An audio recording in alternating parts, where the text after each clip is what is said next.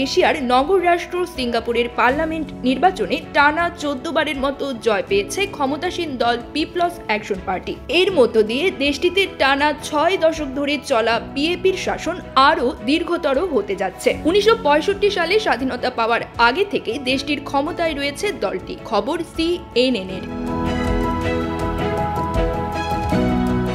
শনিবার 3 মে অনুষ্ঠিত হয় দেশটির পার্লামেন্ট নির্বাচন। পার্লামেন্টের 97টি আসনের মধ্যে 87টিতে জয় পেয়েছে পিএপি। নির্বাচন বিভাগের ঘোষণা অনুযায়ী ভোট গণনা শেষে পিএপি 82টি সংসদীয় আসনে বিজয়ী হয়েছে। এর আগে তারা 5টি আসনে বিনা প্রতিদ্বন্দ্বিতায় জয়ী হয়েছিল। বিরোধী ওয়ার্কার্স পার্টি আগের মতোই 10টি আসনে অবস্থান ধরে রেখেছে। পিএপির জনপ্রিয় ভোট শতাংশ বেড়ে দাঁড়িয়েছে 65.6%, যা 2020 সালের প্রায় রেকর্ড নিম্ন 61% তুলনায় উল্লেখযোগ্য বৃদ্ধি। পিএপি সমর্থকরা স্টেডিয়ামে পতাকা উড়িয়ে উল্লাসে মেতে ওঠেন বিজয়ের আনন্দে।